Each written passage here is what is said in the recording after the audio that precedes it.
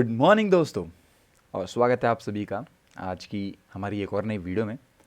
आज की वीडियो में मैं आप सभी के साथ बात करूंगा 3 अक्टूबर 2022 का जो इंडियन एक्सप्रेस का एक्सप्लेन सेक्शन है इसके बारे में।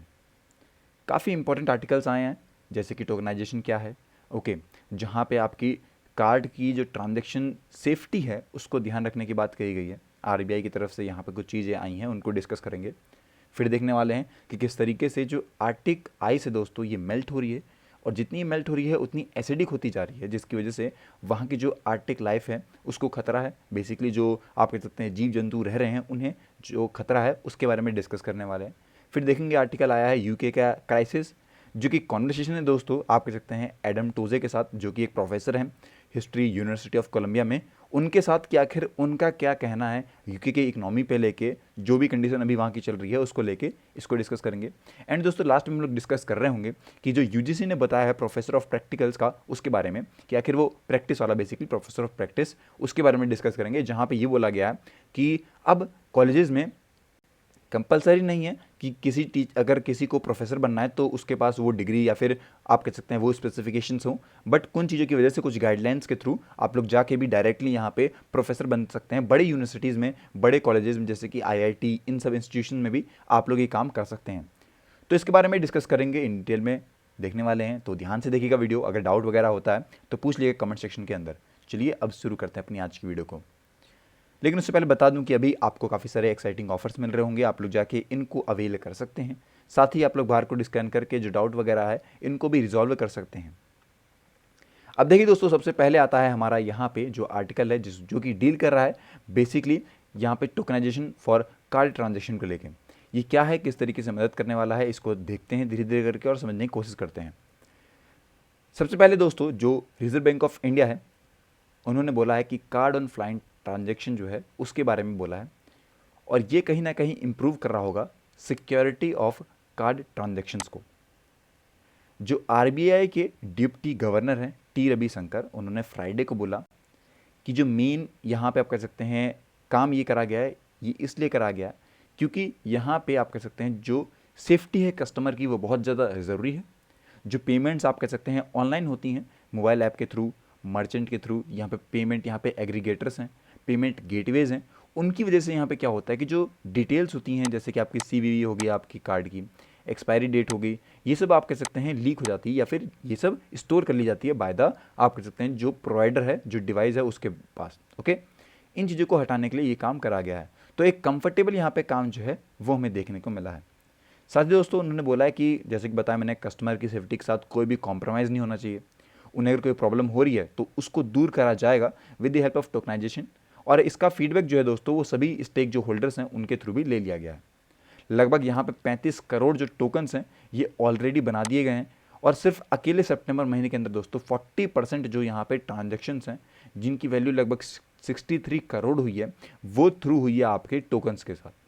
अब ये क्या है, देखिए टोकन जो है उसे रिफर करा गया है as the replacement of actual card details with an alternative code, जिस कोड को ही हम लोगों ने यहाँ पे टोकन का नाम दिया गया है। ओके, इससे क्या होगा दोस्तों कि एक यूनिक यहाँ पे कॉम्बिनेशन है कार्ड का जो कि एक टोकन रिक्वेस्टर के पास रहता है, और किसको दिया जाएगा, ये दिया जाएगा टोकन जो डिवाइस है बेसिकली उसको भी। तो इस तरीके से यहाँ पे कार्ड का जो ट्रांजेक्शन है दोस्तों इसका जो काम है ये खत्म कर दिया जाएगा। जो डिटेल्स हैं ये किसकी आएगी, टोकन की आएगी, बशर्ते यहाँ पे उनकी नहीं आने वाली है। बस ये है, बहुत सिंपल सा यहाँ पे लॉजिक है टोकनाइजेशन कैसे काम करता है। अब इंडिया जो है वो इसे किस तरीके से कैरी आउट करने वाला है। देखिए सितंबर 2021 के अंदर आरबीआई ने प्रोहिबिट करा यहाँ पे मर्चेंट्स को कि वो स्टोर करें कस्टमर कार्ड के डिटेल्स को अपनी सर्विसेज के थ्रू। ये इफेक्ट होता है दोस्तों जनवरी 1, 2022 से, और मैंडेटेट करवाया कि अडॉप्शन करा जाए COF card on file tokenization को एज एन अल्टरनेटिव। ओके, जो डेडलाइन थी दोस्तों इसे एक्सटेंड करा गया था। ओके, आगे बढ़ाया भी गया, बोला गया कि चलिए आप लोग 1 जनवरी तक नहीं कर सकते हैं, आप लोग को 30 जून तक टाइम देते हैं, 6 महीने और बढ़ाए गए। लेकिन वहाँ पे बोला गया कि इसमें कंसिडरेबल जो प्रोग्रेस है ये देखने को नहीं मिली। साथ साथ जो कॉन्सेप्ट है दोस्तों ये गेन करता है, ओके, काफ़ी ज़्यादा बड़े हर एक कैटेगरीज के अंदर, और इस टाइम पे जो डेडलाइन है दोस्तों इसे बढ़ा के कर दिया गया 30 सितंबर 2022 तक, अभी कुछ दिनों पहले तक रखा। जो डिप्टी गवर्नर है शंकर साहब, उनकी बात मैं बताऊं तो उन्होंने रेगुलेशन को भी इशू करा सेंट्रल बैंक की तरफ से यहाँ पे आता है, और कॉन्स्टेंटली यहाँ पे उन्होंने जो स्टेक होल्डर्स हैं उनसे जो ट्रांजेक्शन वगैरह जो ट्रांजिशन है वो कैसा है इस बारे में भी अपडेट लेते रहे बेसिकली, मतलब कि एक पूरी तरीके से डिटेल जो थी वो चलती रही। और उसके बाद अभी आप लोग को पता लगता है कि यहाँ पे काफ़ी बड़ा जो अचीवमेंट है ये देखने को मिलता है कि 35 करोड़ जो टोकन्स हैं वो क्रिएट कर दिए गए हैं। ये काम कैसे करता है बेसिकली, क्या है, मतलब ये टोकन काम कैसे करेगा, आपके पास कार्ड है क्या, ये भी एक कार्ड बन के आएगा। तो देखिए डेबिट और क्रेडिट जो होल्डर हैं उनके कार्ड को टोकनाइज्ड किया जाएगा, और ये कैसे होगा, इनिशिएट करनी पड़ेगी एक request on the app provided by the token requester, जो वो ऐप देंगे वहाँ पे। जो टोकन रिक्वेस्टर है ये फॉरवर्ड करेगा उस रिक्वेस्ट को कार्ड नेटवर्क पर, जो भी कार्ड नेटवर्क है आपका, मतलब अलग अलग जो यहाँ पे कार्ड इशूअर हैं आपके, जैसे आपके पास ICI HDFC ये सब हो गए, SBI के हो गए, इन सब के पास वो एक कंसेंट भेजेगा कि भाई मुझे ट्रांजेक्शन करना है। टोकन के पास दोस्तों कॉम्बिनेशन रहता है कार्ड का, और जिसके अंदर आपका होता है टोकन रिक्वेस्टर और डिवाइस, तो इन दोनों का कॉम्बिनेशन है बेसिकली। कस्टमर को दोस्तों कोई भी चार्ज नहीं देना पड़ता है, अगर उसे टोकनाइजेशन की सर्विसेज यूज़ करनी होगी तो 0 रुपये में आपका जो काम है ये हो जाएगा, तो इसका आप लोग दिक्कत मत लीजिए। फिर दोस्तों टोकनाइजेशन की जो फैसिलिटी है ये अवेलेबल होगी only for phone, mobiles, tablets में, ओके। पर इसके बाद यहाँ बोला गया कि उन्होंने अगर सही चलता है इस टाइम पे, अगर चीज़ें ठीक ठाक चलती हैं तो इसे बढ़ाया भी जाएगा, जिससे कि इसको लैपटॉप्स, डेस्कटॉप, वेयरेबल्स हो गए, आपके रिस्ट वॉचेज होगी, बैंड वगैरह, इन तक पहुँचाया जाएगा, और इंटरनेट ऑफ थिंग्स तक भी पहुँचाया जाएगा, जो डिवाइसेज हैं उन तक पहुँचाया जाएगा।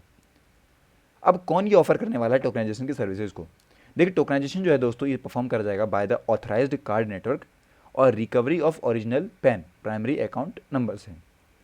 ये दोस्तों फिजिबल रहेगा फॉर ऑथराइज्ड कार्ड नेटवर्क के साथ ही सिर्फ, जिससे कि जो सेफ्टी है उसका ध्यान रखा जाएगा, अदरवाइज यहाँ भी दिक्कत आई तो क्या ही मतलब टोकनाइजेशन का। अब आखिर किस तरीके से जो कस्टमर है इसको फ़ायदा मिलने वाला है, देखिए टोकनाइज्ड कार्ड के जो ट्रांजेक्शन रहेंगे दोस्तों उसे सेफर माना जाता है एक्चुअल कार्ड के कंपैरेटिवली। तो एक फ़ायदा तो पहली बात होती है आपकी डायरेक्टली कि आपको यहाँ पे कार्ड की सेफ्टी मिल रही है। जो एक्चुअल कार्ड डिटेल है दोस्तों, टोकन जो हो गए या फिर कोई भी रिलेवेंट डिटेल्स है, ये स्टोर कर जाएगी एक सिक्योर मोड में by the authorised card networks. सबके पास नहीं रहेगी, पर कुछ लोगों के पास तो कुछ लोगों के पास रहेगी जो कि इस काम में कर रहे होंगे बेसिकली। जो टोकन रिक्वेस्टर है ये ना कोई भी किसी भी तरीके जो पैन को नहीं स्टोर कर रहा होगा, कोई और डिटेल्स को स्टोर नहीं कर रहा होगा। कार्ड नेटवर्क्स हैं वो मैंडेटेड करवाएंगे कि टोकन रिक्वेस्टर को सिर्फ और सिर्फ यहाँ पे सर्टिफाइड ही चीज़ें मिले और वो सेफ्टी के साथ काम कर सकें, सिक्योरिटी के साथ काम कर सकें, अदरवाइज इसका फ़ायदा भी नहीं रहने वाला है। अब आखिर ये जो पूरी ट्रांजैक्शन है, आप कह सकते हैं इंडस्ट्री है दोस्तों, ये कितनी बड़ी हमें देखने को मिलती है। देखिए 2021-22 के दौरान मैं बात करूँ तो जो पेमेंट ट्रांजैक्शन हुआ था थ्रू कार्ड, क्रेडिट कार्ड के थ्रू, वो 25% इंक्रीज़ हो गया। और दोस्तों इसकी जो वॉल्यूम है ये आप कह सकते हैं 223.99 करोड़ वॉल्यूम इन टर्म्स पे बढ़ गई। और अभी मैं बताऊं आपको 2021-22 में ही आपके साथ मैं बताता हूं RBI की एनुअल रिपोर्ट के हिसाब से 54.3% से ये बढ़ गई टू 9.72 लाख। ये वैल्यू आप कह सकते हैं काफ़ी बड़ी है। RBI ने जो यहाँ पे प्रोवाइड करी है टोटल क्रेडिट या फिर डेबिट कार्ड के ट्रांजेक्शन डेटा को, अगर उनको मैं टर्म्स में बताऊं तो ये दोस्तों काफ़ी बड़ा यहाँ पे एक सेपरेट नंबर लेके आएगा ऑनलाइन और ऑफलाइन के लिए। तो उन्होंने इस तरीके से नहीं बताया, बेसिकली एक बड़ा नंबर दे दिया है, कॉम्बिनेशन है दोनों का। जो नंबर है यहाँ पे डेबिट और क्रेडिट कार्ड के सिस्टम में, वो दोस्तों एक आइडिया देते हैं किस तरीके से जो टोकनाइजेशन इंडस्ट्री है उसके लिए। और साथ ही साथ दोस्तों जो जुलाई 2022 था इसके एंड तक आते आते जो नंबर है क्रेडिट कार्ड इशू वो दोस्तों लगभग 8 करोड़ तक पहुँच गया, और जो डेबिट कार्ड है सिस्टम में वो पहुँच गया दोस्तों 92.81 करोड़ का। ये सारा डेटा जो है दोस्तों वो ऑथराइज्ड ऑर्गेनाइजेशन के द्वारा, मतलब कि RBI के द्वारा ही दिया गया, रिजर्व बैंक ऑफ इंडिया के द्वारा।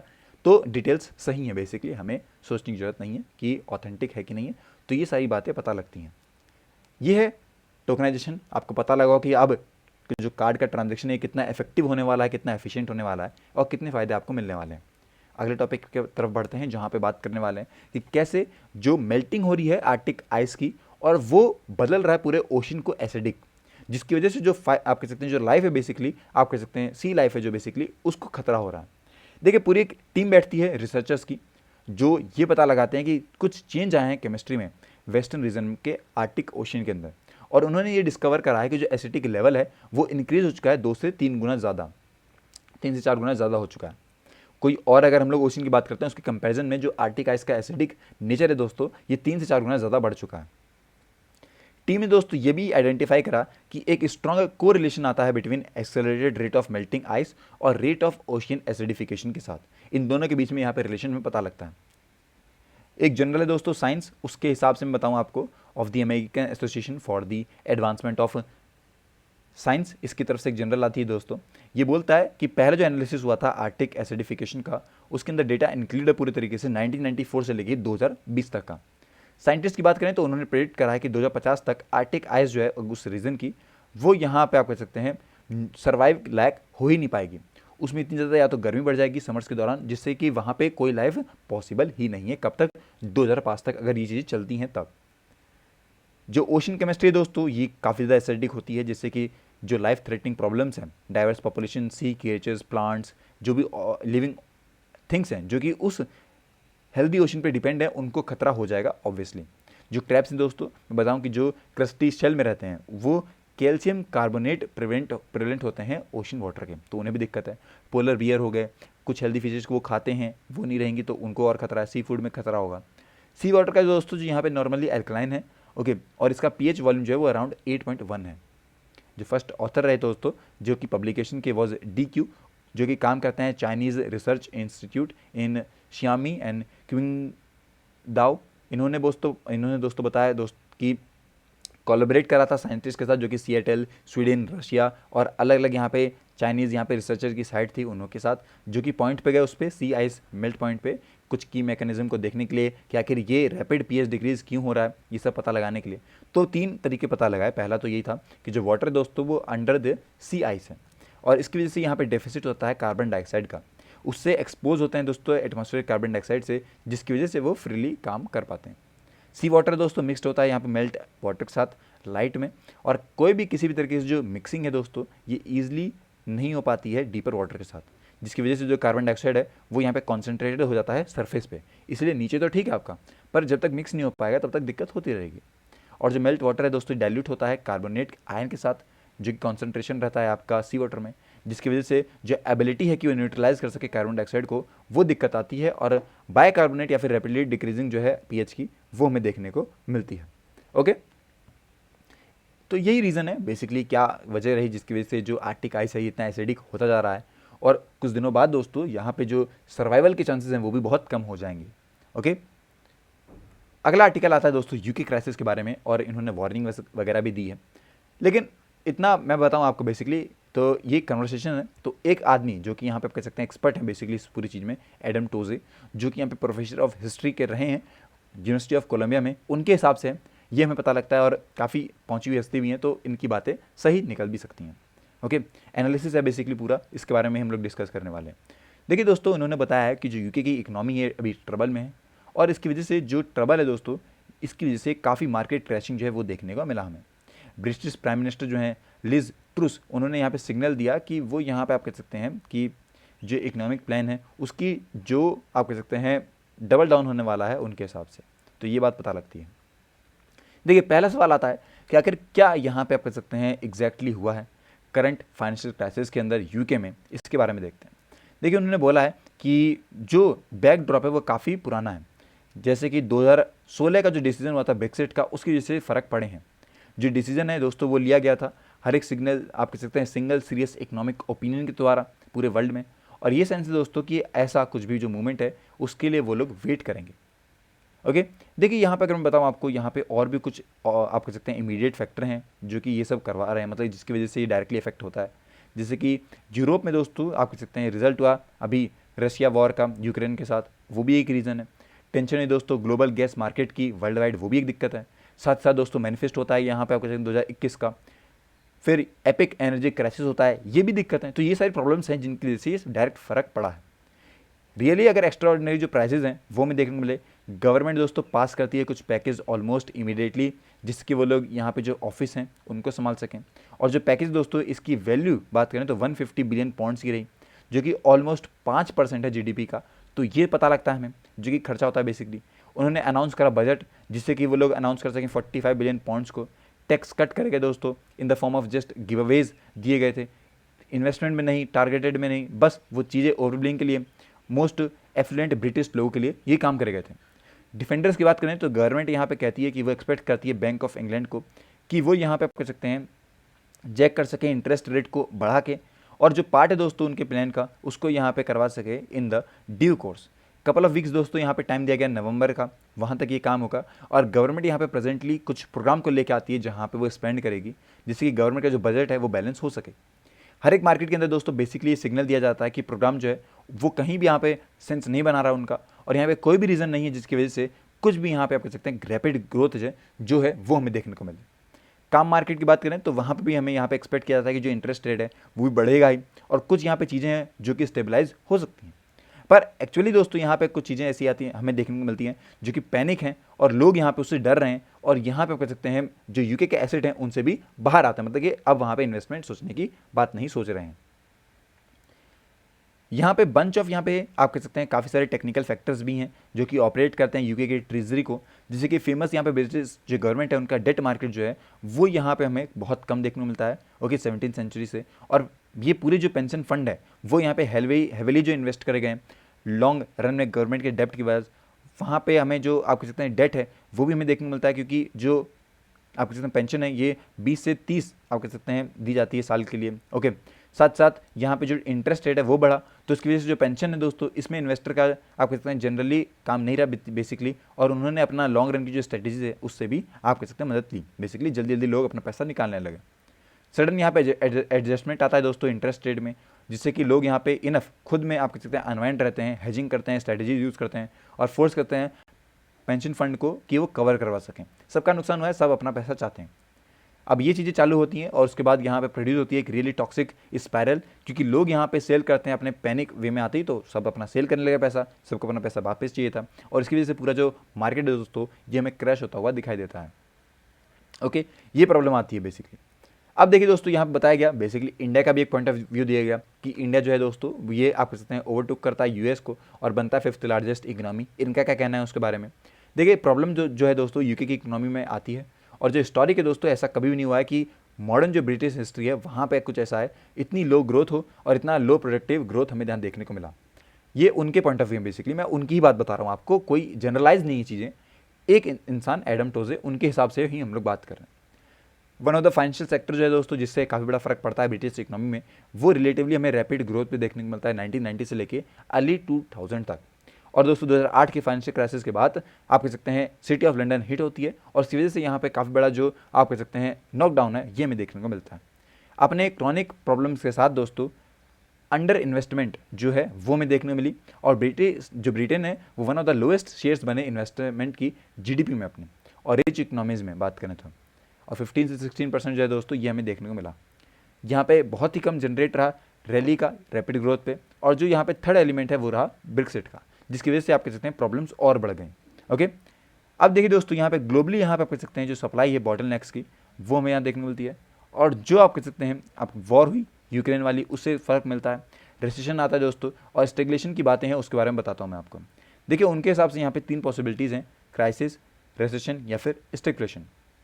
श्रीलंका का आप लोग को पता होगा क्या हुआ, वहाँ पे एक्सपीरियंस हुआ दोस्तों एक बिल्कुल एग्जिस्टेंशियल क्राइसिस, जिसकी वजह से जो वहाँ के इंटरेस्ट रेट्स हैं वो काफ़ी बढ़ गए, जो ओवरऑल यहाँ पे ग्लोबल ड्राइवर हैं वहाँ पे दिक्कत आई, प्रेशर बढ़ा, ये दिक्कतें आई, ओके।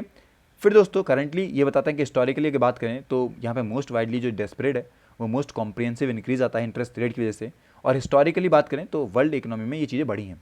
प्रैक्टिकली हर एक सेंट्रल बैंक जो है वर्ल्ड में वो जापान या फिर चाइना को छोड़ के वो एक्चुअली अपने रेट्स को बढ़ा रहा है और एक्सरसाइजिंग कर रहा है स्क्वीज़ को, जिससे कि कहीं ना कहीं वो रेमिफाई कर सके खुद को, मतलब कि जो कंडीशन आ सकती है उससे बच सके। जो रिस्क ऑफ रेसेशन है दोस्तों वो आ सकता है क्योंकि इंटरेस्ट रेट पे प्रेशर बढ़ रहा है, अप्लाइड किया जा रहा है दोस्तों इंक्रीजिंग स्टेप पे, और कहीं ना कहीं ये राइज कर रहे हैं खुद को रैपिडली, जिसकी वजह से प्रॉब्लम आ रही है, और जो प्राइसेज हैं वो भी बढ़ते जा रहे हैं, और ये स्लो डाउन नहीं हो रहा है, तो रैपिडली दोस्तों यहाँ पे हमें चीज़ें दिक्कतें में आती हैं। ये हो सकता है कि इन्फ्लेशन की चीज़ें आएँ और चीज़ें महंगी हों, और ये काफ़ी बड़ा खतरा बढ़ सकता है लोगों तक, बहुत अचानक भी हो सकता है, ये भी एक खतरा हमें पता लगता है। आई होप कि आपको चीज़ समझ आई होंगी, पर एक आपके साथ कन्वर्सेशन है इसलिए इतनी इफेक्टिव आपको नहीं लगी होगी। कोई डाउट है तो पूछ लीजिएगा, नहीं है तो कोई बात नहीं, अच्छी बात है, ये तो बहुत अच्छी बात है आपको डाउट नहीं है, ओके। अब नेक्स्ट हमारा जो आप कह सकते हैं आर्टिकल है वो आता है यूजीसी की तरफ से, जो कि बात कर रहा है प्रोफेसर और प्रैक्टिस को लेकर। ये क्या है, किस तरीके से काम करने वाले हैं इसके बारे में। देखिए दोस्तों यहाँ बताया गया है कि अगर किसी प्रोफेशनल के पास कोई डिस्टिंग्विश डिग्री नहीं है उस पर्टिकुलर फील्ड के अंदर, लेकिन वो चाहता है कि वो वहाँ पे पढ़ा सके, तो अब यहाँ पे उसे आप कह सकते हैं अपॉइंट किया जा सकता है as the faculty in the college और या फिर यूनिवर्सिटी किसी भी इंडिया में। यूजीसी यूनिवर्सिटी ग्रांट कमीशन के द्वारा फ्राइडे को एक गाइडलाइन दी गई जहाँ पे यूनिवर्सिटी या फिर कॉलेजेस जो हैं अंडर विच हायर जो एजुकेशन इंस्टीट्यूट हैं वो क्रिएट कर सकते हैं एक नई टीचिंग पोजीशन जिसका नाम है प्रोफेसर ऑफ प्रैक्टिस को लेके, कि वो लोग यहाँ पे पढ़ा सकते हैं कोई भी एग्जिस्टिंग यहाँ पे पढ़ सकते हैं बड़ी पोजीशंस पे। कैसे अप्लाई करेंगे, तो देखिए जो लोग एलिजिबल हैं, इंडिविजुअल के पास यहाँ पे कोई डिस्टिंग्विश एक्सपर्ट होना चाहिए, बेसिकली उसे किसी एक फील्ड में तो बढ़िया होना चाहिए, रिमार्केबल कॉन्ट्रीब्यूशन रहना चाहिए उसी प्रोफेशन में, ओके, लगभग 15 साल का एक्सपीरियंस भी होना चाहिए। साथ ही साथ जो प्रोफेसर ऑफ प्रैक्टिस है दोस्तों, ये कोई भी होगा पर बैकग्राउंड जो है उसका वो काफ़ी डाइवर्स रहना चाहिए उस रेंज ऑफ एरिया में, टेक्नोलॉजी से रिलेटेड हो, साइंस हो, सोशल साइंस हो, मीडिया हो, लिटरेचर हो, आर्मेड फोर्सेज या फिर लॉ, फाइन आर्ट, किसी आप कह सकते हैं फील्ड में बहुत बढ़िया उसका नाम कॉन्ट्रीब्यूशन रहना चाहिए। जो पोजीशन है दोस्तों ये अभी ओपन रहेगी, आप कह सकते हैं उसके टीचिंग प्रोफेशन पे, पर साथ साथ वो यहाँ पे सर्व कर सकता है रिटायर्ड के तौर पर भी, तो ये भी काम बताया गया। अब मिनिमम यहाँ पे एकेडमिक एलिजिबिलिटी क्राइटेरिया क्या है, यहाँ पे कोई भी फॉर्मल एकेडमिक क्वालिफिकेशन नहीं बताई गई है, नेसेसरी नहीं बोली गई है उसके लिए पोजीशन के लिए। और साथ साथ दोस्तों यहाँ पे जो यहाँ पे एक्सप्लेनरी जो प्रोफेशनल है दोस्तों उसकी फील्ड में काम होना चाहिए basically. Under UGC minimum qualification for appointment of teachers and other academic staff and individual needs PhD, जिससे रिक्रूटमेंट हो सके, पर इसमें यहाँ पे कोई भी बातें नहीं बताई गई हैं कि कोई ऐसी चीज़ होनी चाहिए, ओके। अब ये अपॉइंटमेंट होंगी कैसे, तो यूनिवर्सिटी या फिर कॉलेजेस जो है वो कैरी आउट करेगी appointment on a nomination basis. अगर मैं बताऊं जो वाइस चांसलर या फिर डायरेक्टर हैं उन्हें ऑथराइज किया जाएगा और इन्वाइट करेंगे, नॉमिनेशन फाइल कर जाएंगी पोस्ट के लिए। 10% से ज़्यादा यहाँ पे सैंक्शन नहीं लिया जाएगा फैकल्टी के स्ट्रेंथ पे, कॉलेज की जो है उसके हिसाब से ही रखा जाएगा, 10% तक ही रखा जाएगा। जो नॉमिनेशन है दोस्तों इन्वाइट कर जाएंगे उनको, फिर उनके इंटरेस्ट पे देखा जाएगा कि क्या एप्लीकेशन आई है, कैसा उनका बायोडाटा है, क्या उनके बारे में पता लगाया है, उनके बारे में देखा जाएगा, पता लगाया जाएगा, एप्लीकेशन को कंसिडर किया जाएगा, फिर सिलेक्शन होएगा। एक कमेटी है दोस्तों, 2 सीनियर यहाँ पे प्रोफेसर होंगे रिस्पेक्टिव इंस्टीट्यूट के, वो देखने वाले हैं कि आखिर किस तरीके से जो चीज़ें ये रहने वाली हैं, और जो भी रिकमेंडेशन होगी कमेटी की उसके हिसाब से आप कह सकते हैं अपॉइंटमेंट रहने वाली है, बुलाया जाएगा, काम करवाया जाएगा। बेसिकली ये तभी होगा जब कमेटी की रिकमेंडेशन आएगी।